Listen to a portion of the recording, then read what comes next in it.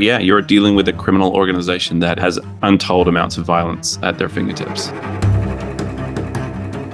Hi, first of all, great series. I binged all 4 episodes last night, and it was riveting from start to finish. Oh, cool. Love to hear that. So, how did you first come across this incredible true story, and how long did it take you to get all the moving pieces together to craft this docuseries? Castor, you're up. I had just finished directing a feature film about the 1989 race for the Triple Crown, a thoroughbred horse racing story. A friend of mine saw it, called me, and he said, "If you like horse stories, I've got a great one for you." He directed me to Joe Tone and his book. I read that. I read Melissa Del Bosque's book. And as a documentary filmmaker who loves cartel stories and loved narco stories, having the opportunity to tell a story in a space that everyone thinks they know everything about was so exciting. And I've known Dan for a very long time. Dan is brilliant creatively.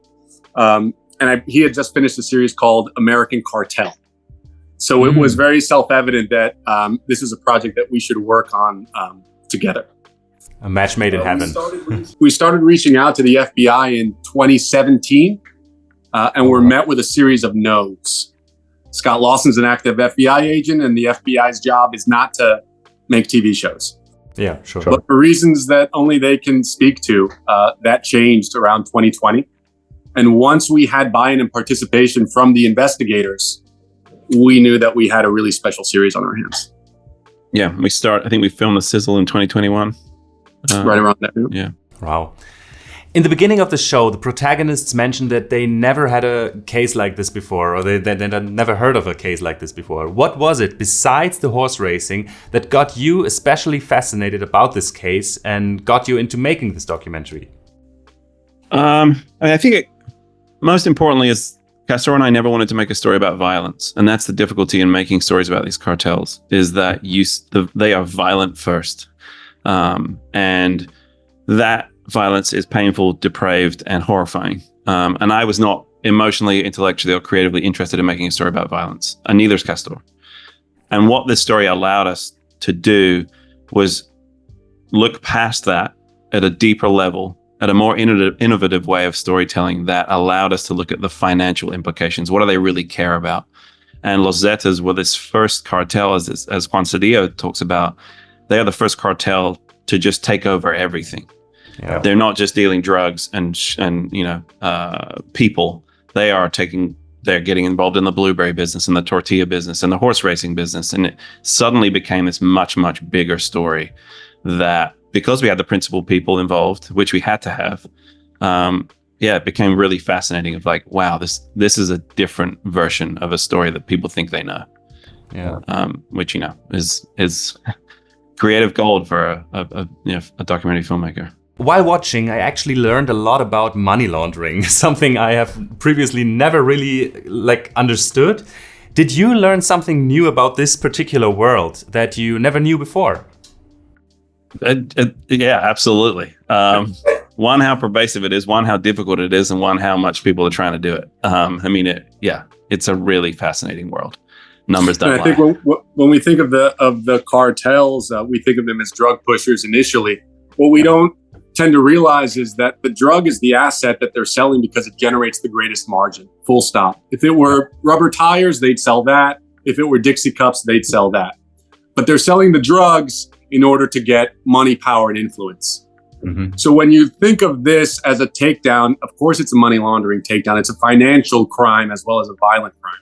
What's really interesting is to be able to sort of learn about money laundering and how it works at scale in this level.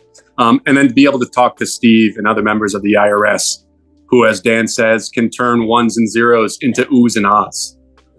That's ultimately their job, right? Is to go to court and show a group of 12 jurors who don't know anything about this. So to get them to sit in the chair and sort of explain it to us, for us, I think we started learning new things at the first frame and we stopped at the last frame.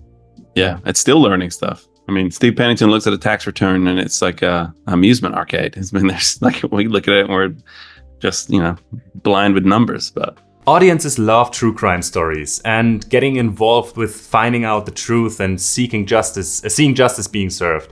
What is it for you about the true crime story genre that fascinates you as storytellers?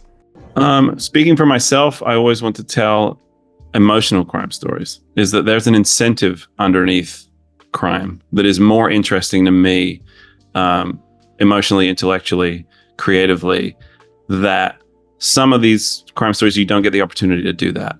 You know, this was an incredible opportunity to work with Castor and the two of us to really peel back the onion and look at things from an incentive base.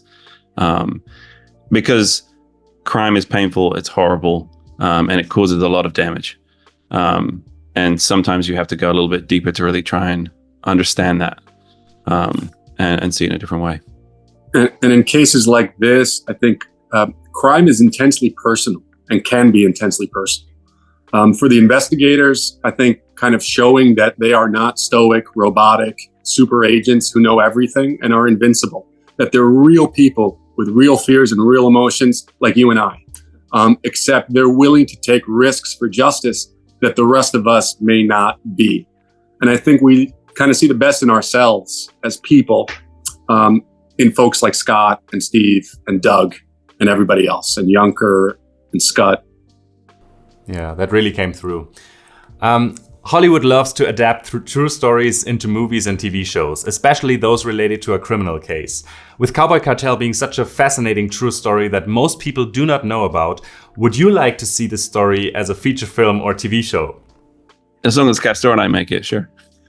Yeah. I mean, do you see the possibility? It's an incredible story. I mean, it's that like Castor said, we keep learning about. But yeah, I mean, we're filmmakers. We want to tell any story we can in the best way we can. So yes, the answer is yes. Yes, the answer is yes. Awesome. I love to see it. We see a lot of people involved with this case talking about how dangerous the people are that they had to deal with. Have you as directors ever felt unsafe while making this documentary or putting your names on the project? I never felt unsafe. I think I always turn it back to, we're talking to the people that really did it. We're talking to the people that stood up to it. We're talking to the people that took the real risks. We're talking to the people that were followed, that, were threatened. So our defense is that we're telling a true story. We're telling it in the most just and complete way that we can. But yeah, you're dealing with a criminal organization that has untold amounts of violence at their fingertips. So yeah, you always have to be cautious, but I didn't feel unsafe. And I just took solace in the people that, and not just law enforcement, like Ginger Thompson. Ginger Thompson walked that road on her own with a notepad and a laptop. So those are the people we're trying to turn the light onto. They're the ones that really did it. Awesome. Okay, that's it from my side. Thank you so much. Cool. I really love the series. I hope it's very successful, and I hope to see the movie or a TV adaptation really soon. Jeff, meet us back here in a couple of years. Awesome. Thank you so much. Have a great day.